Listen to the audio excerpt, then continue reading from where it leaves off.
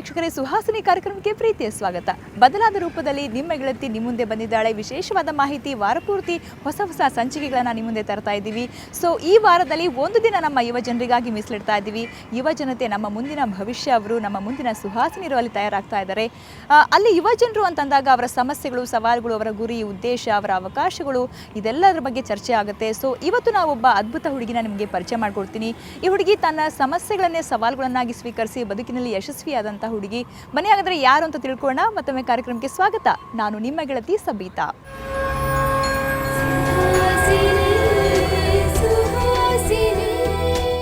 ಸೌಮ್ಯ ಮೂಲತಃ ಮೈಸೂರಿನವರು, ಮೈಸೂರಿನಲ್ಲೇ ಹುಟ್ಟಿ ಬೆಳೆದವರು.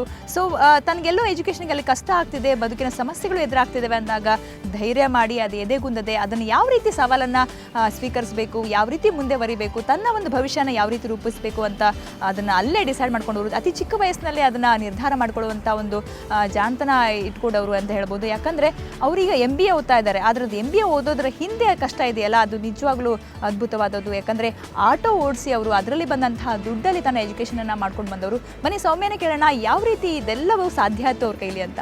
ಸೌಮ್ಯ, welcome to the show. ನಮಸ್ತೆ. ಸೊ ಆಟೋ ಓಡಿಸೋದು ಒಂದು ಹುಡುಗಿ ಅಂತಂದಾಗ ಎಲ್ಲರೂ ಒಮ್ಮೆ ನೋಡ್ತಾರೆ, ಏನು ಹುಡುಗಿ ಆಟೋ ಓಡಿಸ್ತಿದ್ದಾಳೆ ಅಂತ. ಬಟ್ ನಿಮ್ಗೆ ನಿಜವಾಗ್ಲೂ ನೋಡಿದ್ರೆ ಅನಿಸುತ್ತೆ ಚಿಕ್ಕ ಏಜು. ಸೊ ಯಾವಾಗ ಆಟೋ ಓಡಿಸೋದು ಕಲ್ಕೊಂಡ್ಬಿಟ್ರಿ ಅಂತ? ನಾನು ಅಪ್ಪ ಜೊತೆ 4th ಸ್ಟ್ಯಾಂಡರ್ಡ್ ಓದುವಾಗಲೇ ಆಟೋ ಸ್ಟೇರಿಂಗ್ ಹಿಡಿಯೋಕ್ಕೆ ಶುರು ಮಾಡಿದ್ದು. ಸೊ ಅಪ್ಪ ಜೊತೆ ನಾನು ಚಿಕ್ಕ ವಯಸ್ಸಿನಿಂದ ಹೋಗುವಾಗ ಜೊತೆಯಲ್ಲಿ ಸುಮ್ಮನೆ ಎಕ್ಸ್ಲೇಟರ್ ಕೊಡೋದು, ಗೇರ್ ಹಿಡಿಯೋದು, ಕ್ಲಚ್ ಹಿಡಿಯೋದು ಹಾಗೆಲ್ಲ ಮಾಡ್ತಾ ಇದ್ದೆ. ಸೊ 5th ವರೆಗೂ ನಾನು ಅದೇ ರೀತಿ ಮಾಡಿ 5th ಸಂಪೂರ್ಣವಾಗಿ ಆಟೋ ಓಡಿಸೋದು ಕಲಿತ ನಂತರ ಏನಾಯಿತು, ನಾನು ಆಫ್ಟರ್ 10th ಮುಗಿಸಿದ ಮೇಲೆ ಇದನ್ನು ಪ್ರೊಫೆಷನಲ್ ಆಗಿ ತೊಗೊಳ್ಬೇಕಾಗಿತ್ತು.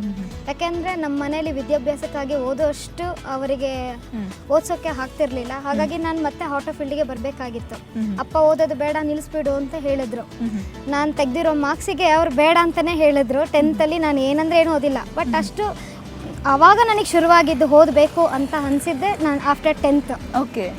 10th ಆದಮೇಲೆ ನಂತರ ನಮ್ಮಪ್ಪ ಹೇಳಿದ್ರು, ಬೇಡ ಓದೋದು ನಿಲ್ಲಿಸು ಅಂತ, ಯಾವ್ದಾರು ಕೆಲಸಕ್ಕೆ ಹೋಗೋದು. ಇಲ್ಲ, ನಾನು ಹೇಗಿದ್ರು ಆಟೋ ಕಲ್ತಿದ್ದೀನಿ, ನಾನು ಆಟೋ ಓಡಿಸ್ಕೊಂಡೆ ನಾನು ಕಾಲೇಜಿಗೆ ಹೋಗ್ತೀನಿ ಅಂತ ಹೇಳಿ ಹಠ ಮಾಡಿ ನಾನು ಆಟೋ ಓಡಿಸೋಕ್ಕೆ ಶುರು ಮಾಡಿದೆ. ಫಸ್ಟ್ ಟೈಮ್ ಸ್ಟೇರಿಂಗ್ ಹಿಡ್ಕೊಂಡು ನೀವು ಅಂದರೆ ಅದು ಪ್ರೊಫೆಷನ್ ಅಂತ ಶುರು ಮಾಡಿದಾಗ ಹೆಂಗೆ ಅನಿಸ್ತು? ಏನು ಹೆದರಿಕೆ ಆಯಿತಾ ಅಥವಾ ಹೆಂಗೆ ಅನಿಸ್ತು? ಖುಷಿ ಆಯಿತಾ? ನಾನಂದರೆ ಆಲ್ರೆಡಿ ನಾನು ಆಟೋ ಓಡಿಸೋದ್ರಿಂದ ಭಯ ಇರಲಿಲ್ಲ. ಏನಂದರೆ ಜನಗಳನ್ನ ನೋಡ್ತಿದ್ದ ರೀತಿ ನೋಡಿದ್ರೆ ನನಗೆ ಭಯ ಆಗ್ತಿತ್ತು. ಏನು ಎಲ್ಲ ಹೀಗೆ ನೋಡ್ತಾರಲ್ಲ ಆ ರೀತಿ. ಆದರೆ ಇನ್ನೊಂದೇನೆಂದರೆ ಎಲ್ಲರೂ ಅವಾಗ ನನ್ನ ಹುಡುಗ ಥರ ನೋಡ್ತಾ ಇದ್ರು. ನಾನು ನೋಡೋಕ್ಕೆ ಹುಡುಗನ ಥರ, ಯಾವುದೋ ಚಿಕ್ಕ ಹುಡುಗ ಆಟೋ ಓಡಿಸ್ತಾ ಇದೆ, ಚಿಕ್ಕ ಹುಡುಗ ಆಟೋ ಓಡಿಸ್ತಾ ಇದೆ. ಹಂಗೆ ಇದ್ರೆ ಅಂತ ಡ್ರೆಸ್ಸಿಂಗ್ ಎಲ್ಲ ಹಂಗೆ ಇತ್ತು? ಹೌದು, ಹೇರ್ ಸ್ಟೈಲು, ನನ್ನ ಸ್ಟೈಲೇ ಸಂಪೂರ್ಣವಾಗಿ ಇವಾಗ ಚೇಂಜ್ ಆಗಿದೆ. ನನ್ನ ಸ್ಟೈಲೇ ಬಂದು ಹುಡುಗ ಥರ.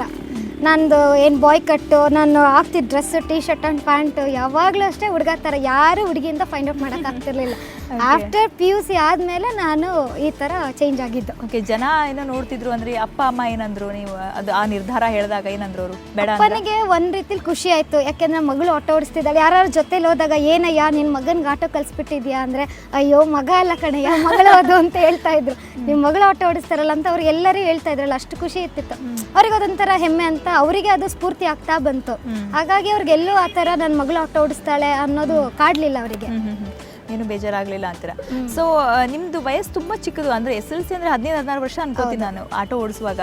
ಏನು ಅಷ್ಟು ಚಿಕ್ಕ ವಯಸ್ಸಿಗೆ ನೀವು ಆಟೋ ಓಡಿಸುವಾಗ ಏನು ಅಂದರೆ ನಿಮ್ಗೊಂದು ಏನಂತ ಗುರಿ ಅಂತ ಇತ್ತಾ, ಅಥವಾ ನಾನು ಮುಂದೆ ಓದಬೇಕು ಅನ್ನೋದು ಅದು ಮುಖ್ಯವಾಗಿತ್ತಾ ನಿಮಗೆ? ನನಗೆ 10th ಪಾಸ್ ಆದಮೇಲೆ ನನಗೆ ಓದಬೇಕು ಅಂತ ಸ್ಫೂರ್ತಿ ಆಗಿದ್ದು.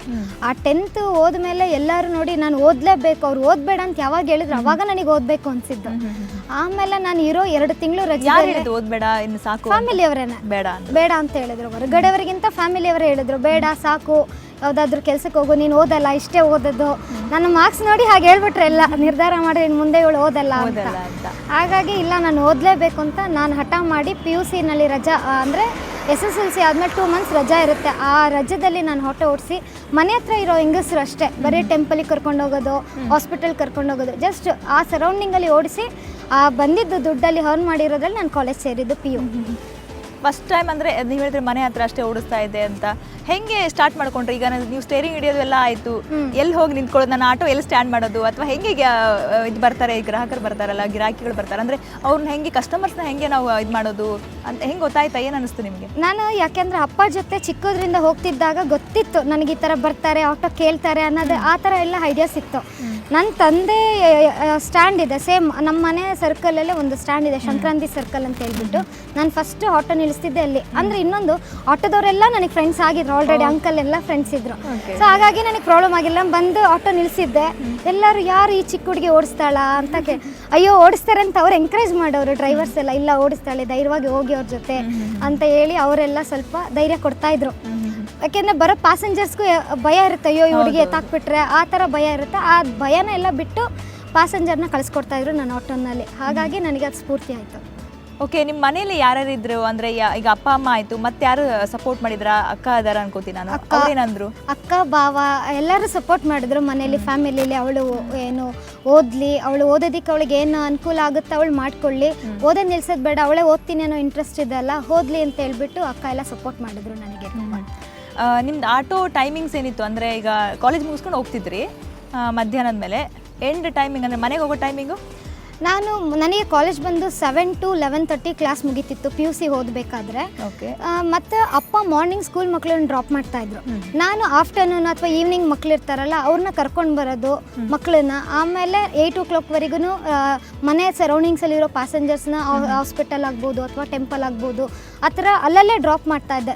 PUCವರೆಗೂ ನಾನು ಸಿಟಿ ಸರೌಂಡಿಂಗ್ ಹೋಗಿರಲಿಲ್ಲ, ಮನೆ ಸರೌಂಡಿಂಗ್ ಹತ್ರನೇ ಏರಿಯಾಗಳಲ್ಲಿ ಹೋಗ್ತಾ ಇದ್ದೆ. ಅಲ್ಲೇ ಡ್ರಾಪ್ ಮಾಡೋದು, ಪಿಕ್ ಮಾಡೋದು ಆ ಥರ ಇತ್ತು. ಆಫ್ಟರ್ 8 o'clock ಒಳಗೆ ನಾನು ಮನೆಗೆ ಹೋಗ್ತಿದ್ರಿ. ಫ್ರೆಂಡ್ಸ್ ಏನಂತಿದ್ರು ಅಂತ? ಕಾಲೇಜ್ ಹೋಗ್ತಿದ್ರಲ್ವಾ, ಫ್ರೆಂಡ್ಸ್ ಎಲ್ಲ ಕೇಳ್ತಿದ್ರಾ ಏನು ಆಟೋ ಓಡಿಸಿ ಆ ಕಡೆ ಹಿಂಗಿದೆ?